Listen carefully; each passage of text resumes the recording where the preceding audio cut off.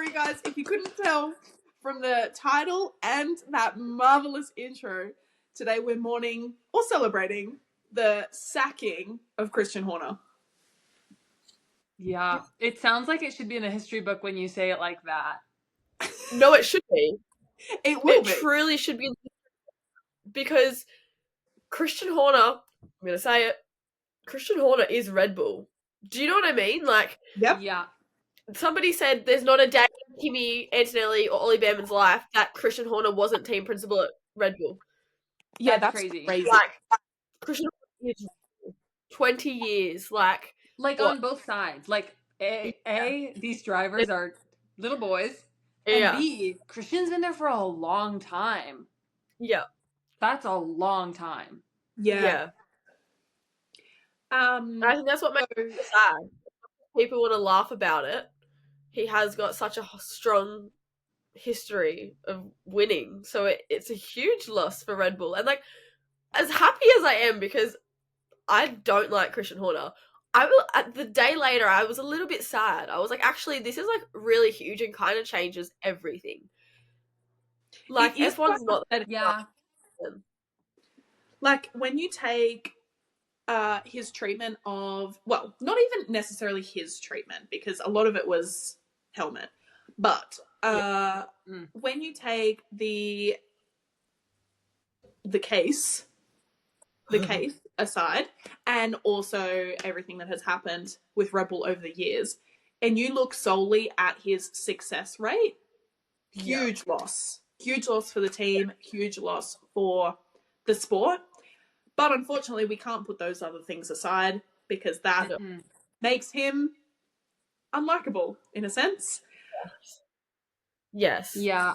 Yeah, I mean, I think it's been really interesting to see, like, obviously all of the memes that everyone's been churning out have been, I just got work flashbacks. Do I need to go check my email? Like, the memes have been hilarious, but some of them are really funny, and like, they kind of land in a way that's like, functions in the way that, like, Liv, you were saying, I don't know what I'm saying anymore, of like, this changes everything, of like, who's gonna be the villain on Drive to Survive? Because like it or not, it was Christian, and that is an important role to play. If you're gonna tell a good story, you need a protagonist and you need an antagonist. They don't have to be a villain necessarily, but people who are going against the same things. Who's it gonna be? Fred? No way. Yeah. So it's going to be interesting to see how the team principals interact with each other. And I'm sure not a lot of it will change, because it's always everybody else ganging up on the one who's doing well. Like, that's not going to change. But like, I wonder if the way that that's handled, and if it's handled more gracefully, will affect the way that the sport works, because it's so gossipy and it's so catty and it's so like petty. But like, if someone takes the high road, it's like, oh, like, I don't know what to do with this. Yeah. That's such a good point, because what are Liberty Media going to do with this whole situation? Because like you said, he was the villain on Drive to Survive. He's gone. Gunter Steiner was the face of Drive to Survive. Gone. Daniel Ricciardo, gone. The Max Verstappen to be world champion storyline, gone. He's got 4 of them. Lando Norris, he's on a race. That's not a storyline anymore. What is the storyline now? There is nothing. Okay, sure. This next season it'll be, is Max going to Mercedes, this, that. Sure. That's not a long enough storyline to continue on Drive to Survive. So what are Liberty Media going to do? Yeah, well, and that's a good point. And I want to ask you guys, because I feel like there's been a lot of speculation online of like, why? And like, there's a lot of factors that must be feeding into it. Like, every time on this pod we ever try to be like, this is the one thing, and then we also go, but also you must take into consideration all of these things as well. So it's never like just the one thing, but like, so many people are like, the thing that they're fixated on is, with all of the Max to Mercedes rumors, is this sacking Christian to keep Max happy and have him stay, or is it sacking Christian because he already lost Max? On top of having the scandal, and I believe, I don't know where I read it, so fact check me, it may very well not be true, but there's like an additional hearing about it coming up. Yeah. And so like, could it be anticipatory to that? So like, yeah. I want to know your take. Because like, that's what I've said to you girls. My standpoint is, as much as we can like dream and imagine that it's because of the Max Mercedes thing.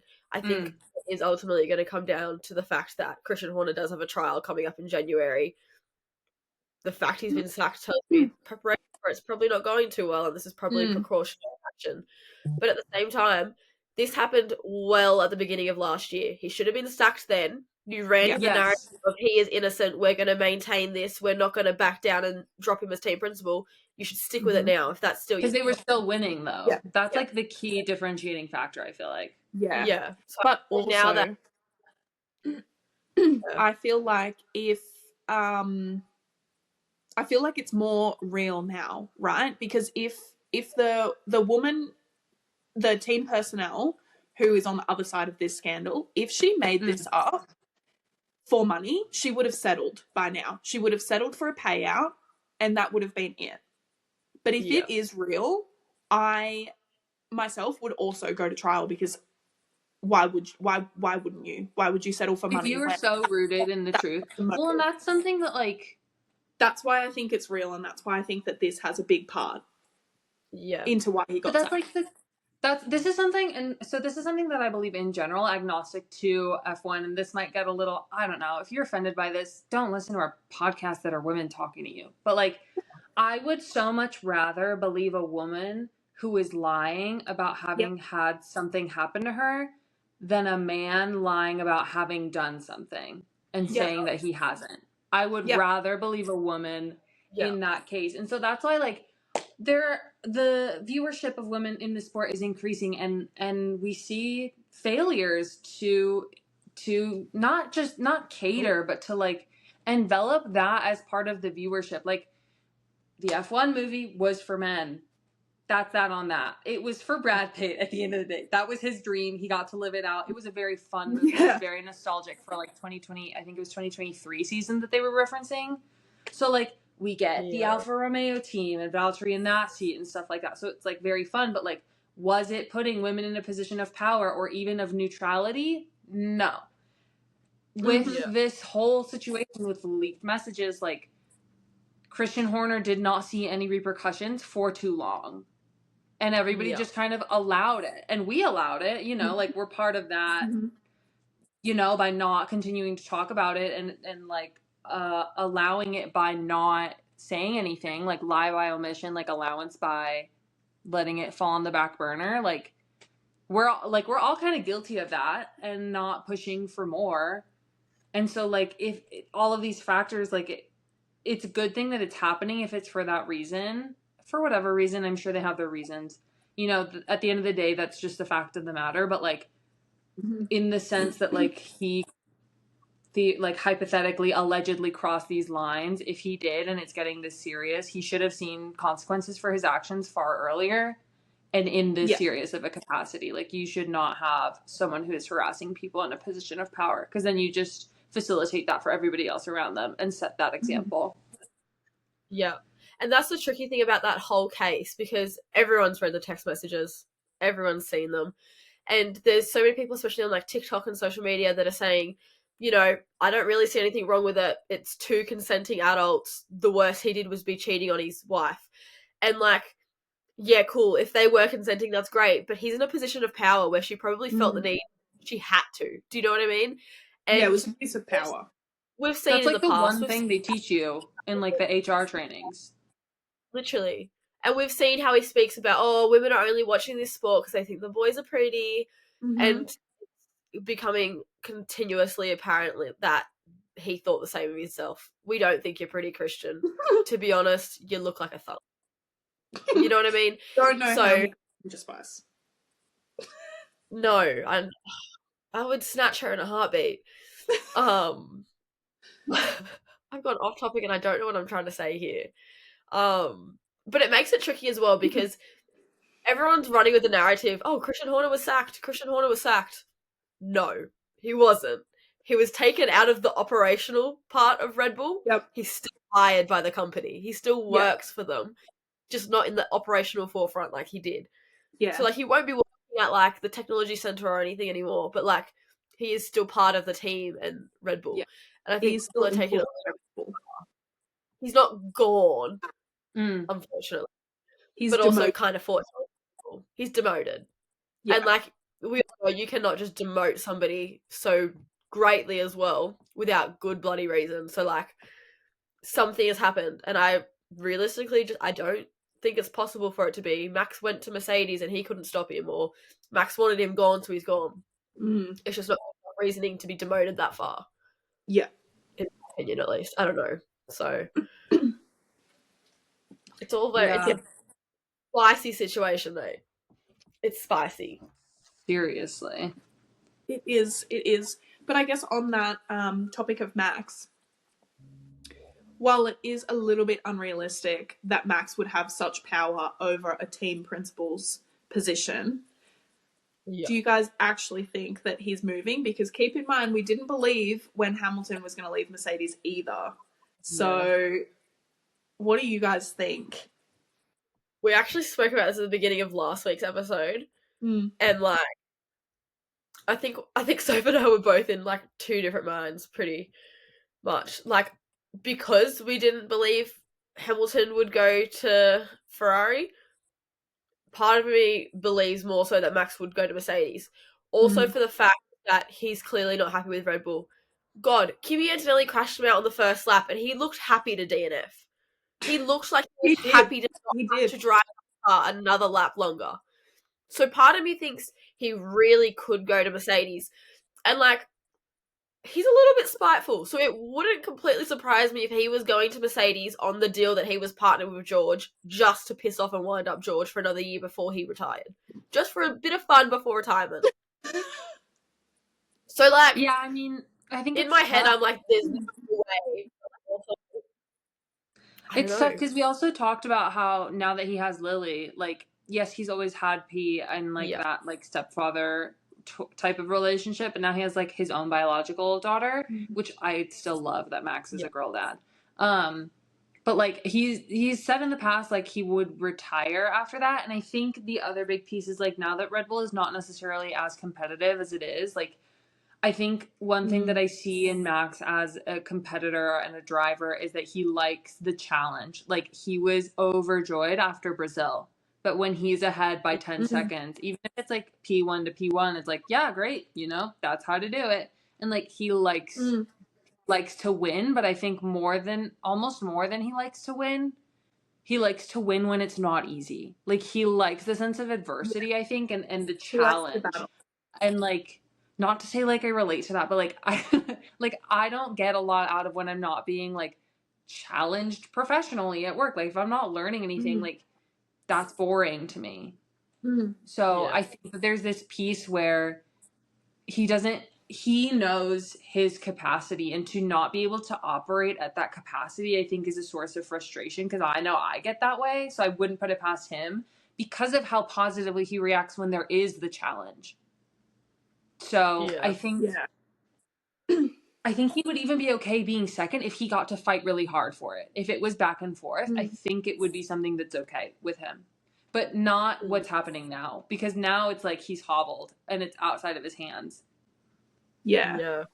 I think as well, it would be the right time for him to change teams because of the regulation change coming in next year. Every team is essentially going to start on the same playing field.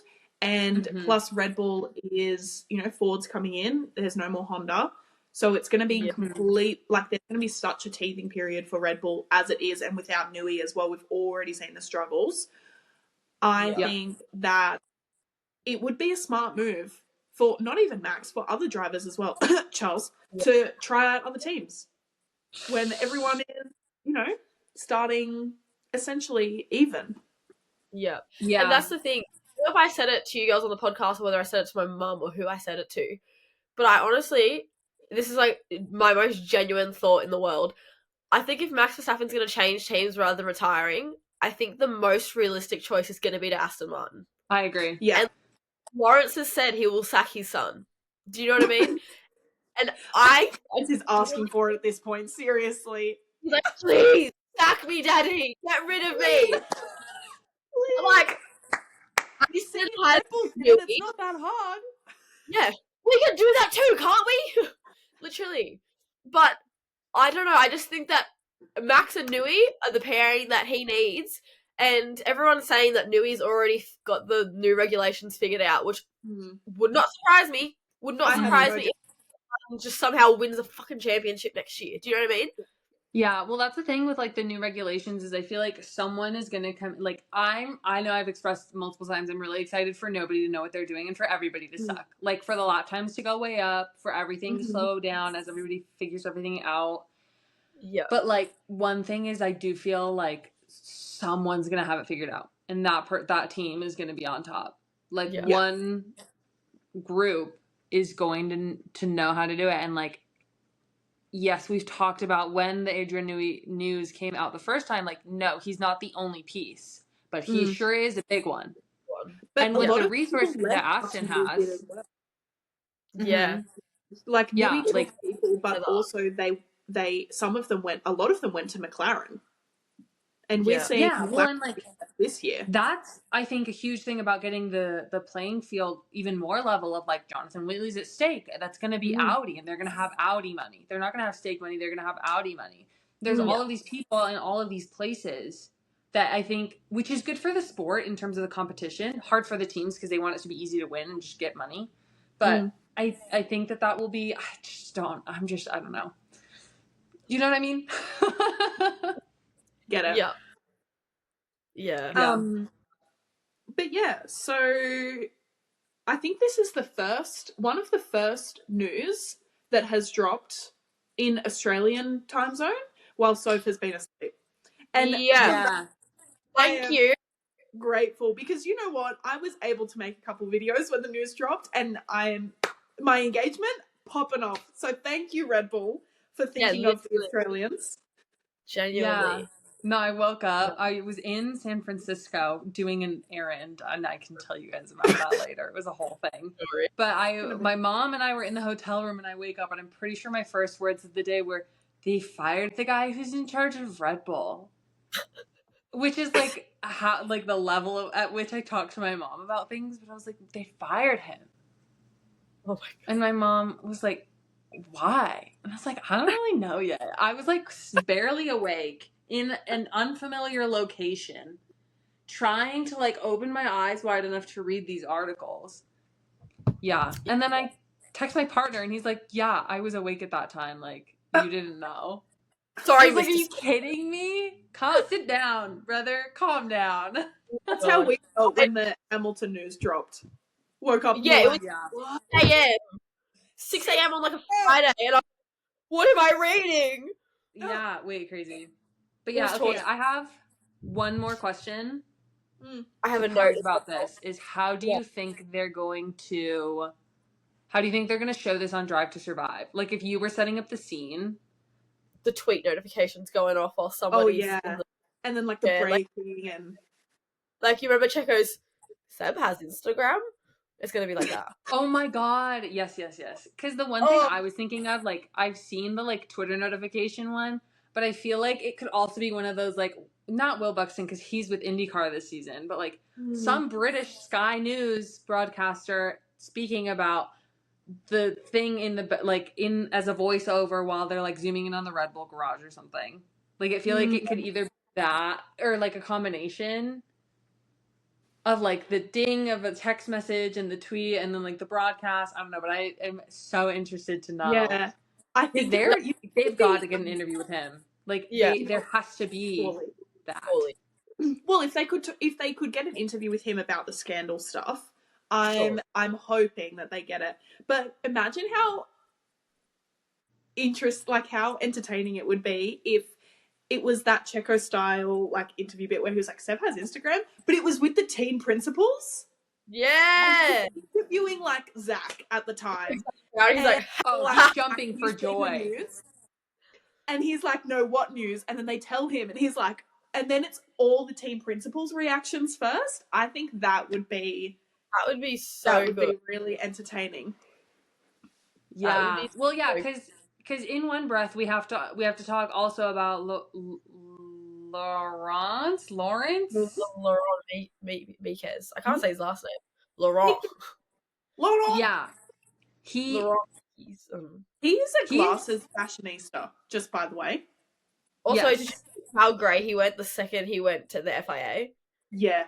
He like joined the FIA, and all of a sudden he was like grey. Yeah. Yeah. So he got his promotion, and then there was another promotion within Racing Bulls. Yeah. But yeah, this was the first time I saw photos of young Maquis, I believe is his last name. Handsome man, first of all. Yeah.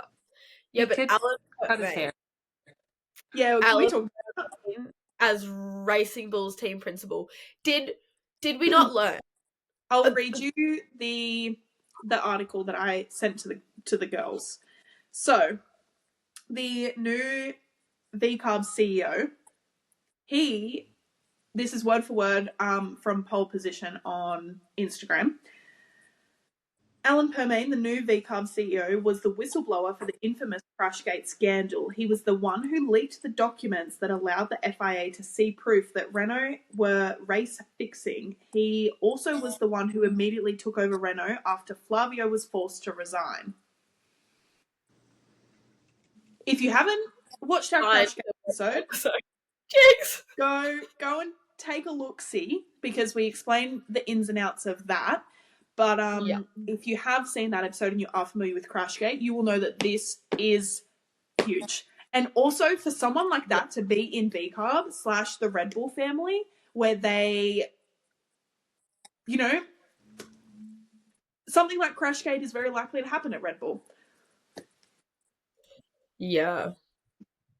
It feels like almost like the cosmic scales are balanced a little bit in that way of like if you put a whistleblower in power and you kick out the guy and you kick out the guy who has a scandal, like do we net zero? Do we like even out after that?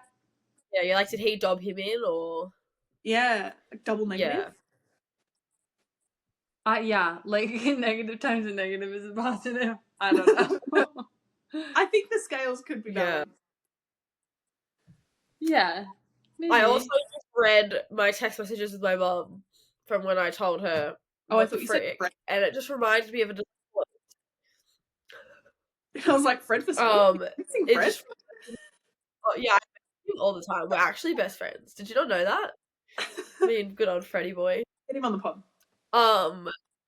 And I told Mum a little bit of information that I literally just forgot about until I reread this now, which kind of like disintegrates a little bit of our arguments from before. But the only reason that nobody was really confident Max would go to Mercedes is that the CEO and chairman of Mercedes hadn't agreed to that yet. He wasn't sure whether he wanted to like pay the buyout, transfer, whatever. But as the Christian Horner news broke, the CEO and chairman of Mercedes agreed to have Max at at Mercedes, which kind of insinuates to me he's happy to buy out Max's contract from Red Bull to have him there. Which kind of means he's pretty serious about getting him there.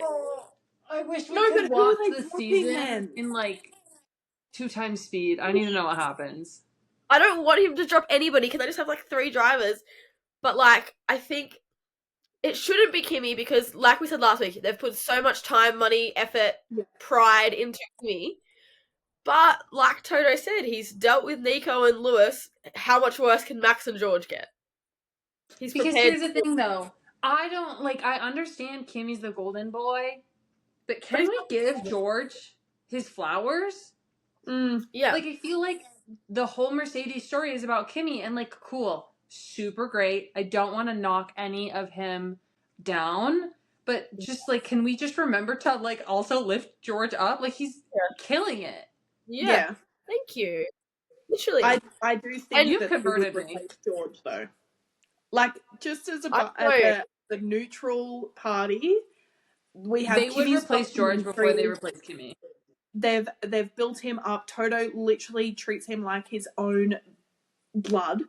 Hugs him every time he looks at the data. Is so nice on the radio. And not saying he isn't like that with George, but he isn't as like that with George. Yeah. And yes, George is strong and he is good.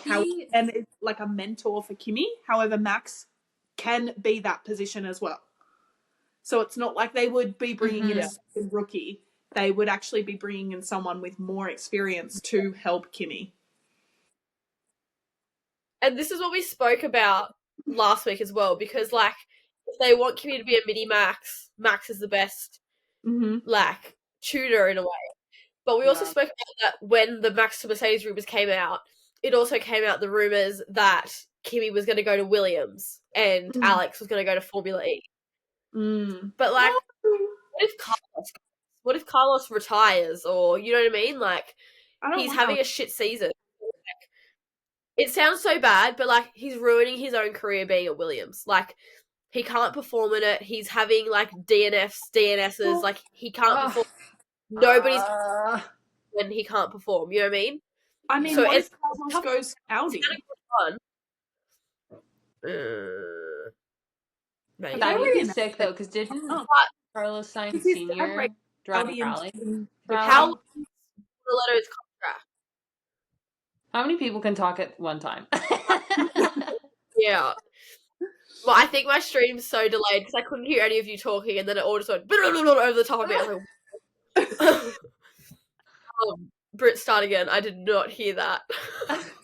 Okay, me first. Okay, one, don't want Alex. Actually, don't want Alex to leave. Two, what if Carlos goes to Audi? Whoa, balloons. Okay, what if Carlos goes to Audi because his dad races for Audi in rallying? And what else did I say? No, that's it. That'll do. Soph, your turn. I was just making sounds because I was upset that Williams was doing so bad, but that can also kind of technically be blamed. I was just making sounds. I was hiding from the reality that Williams is taking a left turn downward, because of the Mercedes power unit. Yeah, they were having a really good trajectory, and then now they're not, and it's sad. And I don't want Carlos Sainz to be out of the sport yet. But also next year is a new year. Okay. My question was, and I've Googled my own answer, so it's okay. My question was, what was Gabriel Bortoletto's contract? And Gabby and Nico are both locked in for Audi for next year. So, but this is the thing. The other question is, Crofty raised a really good point in his coverage of Christian Horner being sacked. I know, Crofty, a good point. What the fuck is what is happening? But he literally said, yeah, something's not right. But he spoke to Horner in, I think he said it was at Silverstone, otherwise it was in Austria. And he said, do you think, it was something, don't quote me exactly, but it was something along the lines of, do you think everyone is making a big deal out of things when they don't have the full story of what is already certain? It was something like that, right? Oh, and Christian, yes! Like, he was so excited to be like, yes, exactly that, right? And he was like, that kind of tells me that maybe he already knew he was being sacked. But also, why are we just assuming that automatically this Mercedes Max swap is for next year? Why isn't it for 2027? Good point. Why aren't we waiting for other contracts to end so there is more room for Kimi to get a better seat somewhere because other contracts have ended? Like, do you know what I mean? Well, nothing that makes sense to as well, because Lewis started talking to Ferrari in Monaco the year before. Yeah. Because remember, he was seen coming out of or going into the Ferrari garage. It was either Monaco or Monza, I think. But that was the year before, and that's when the rumours started, and that's when Charles said, hello, Lewis. And then it settled down for like 8 months. Yeah. But couldn't the same kind of be true? Because, like, didn't we have Max Verstappen speaking to Toto last season? They had, like, a meeting. I think that was last season, or it could have been this season. I'm confused, because part of me also, like, as much as I don't want George to be leaving Mercedes, I very well think he could be. Because why haven't they signed his contract? Well, that too, but he was sat down with Zach Brown in Melbourne. And well. He's been seen with McLaren a lot.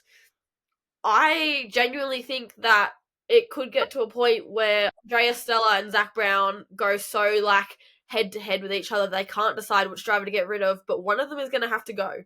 Especially because, once again, we spoke about this last episode, but we're like getting towards the midpoint, pointy end of the season, and they clearly haven't chosen which driver they're going to push for the championship, and they need to. Yeah.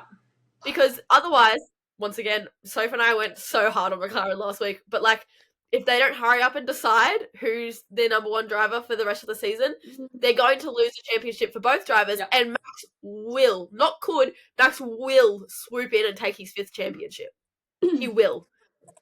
So, I don't know. I think something needs to be happening there. I'm also having a look at, so the only seats for next season is the second Red Bull seat. Both Racing Bulls, both Mercedes. So, like, that's also my thing. If they love Kimi so much, why hasn't he had a contract extension yet? Why was he only given a year? Well, if they love normally him. that happen. Normally, contract extensions do happen in the summer break. The summer break, the winter break, I don't fucking know. Whatever the mid-season break is. Summer. After, Yeah. Ollie we would call it Behrman. summer. Your winter.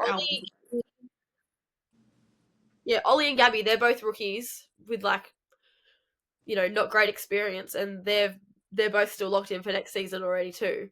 So it's like, why can't they lock Kimi in if they're so certain with him? But yeah, we got a Red Bull seat, 2 Racing Bulls, 2 Mercedes, the 2 Cadillac. I forgot about Cadillac. That's a whole other team that like Kimi or George could go to.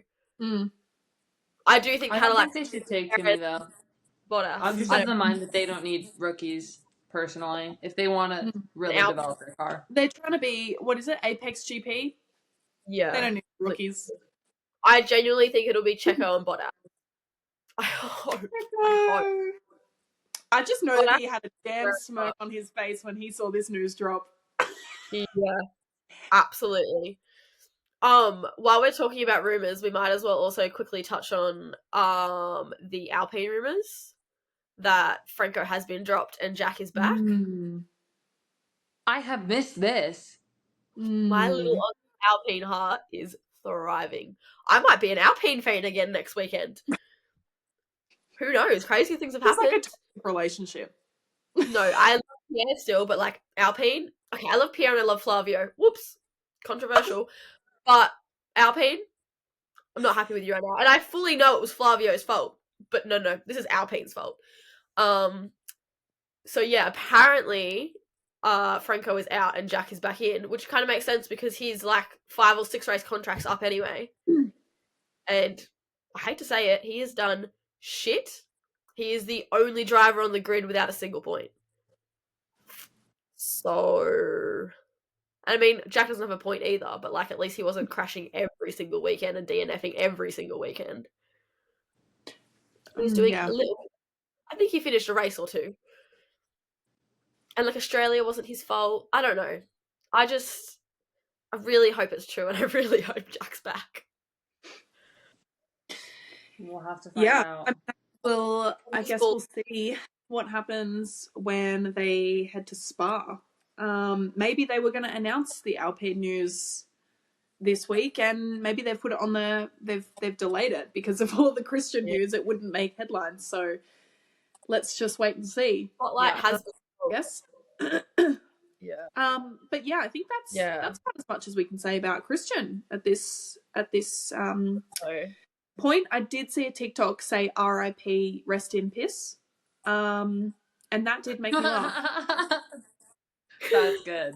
That did make me laugh. I like that. He's gonna go. But yeah, he's rename on Christian. Yeah. I mean, I guess let us know your thoughts. Maybe we'll put a little question box or like a poll on our Instagram story. Let us know your thoughts. Why he was fired. What do you think Max is doing? Yeah. What do you think is going on? Because we don't know. Yeah. We're lost. Share your thoughts and opinions. We'll find out. Guys, tune in to our British GP recap, which will be up soon. Yeah. All right. Excited. All right. Well, on that note, bye. Bye.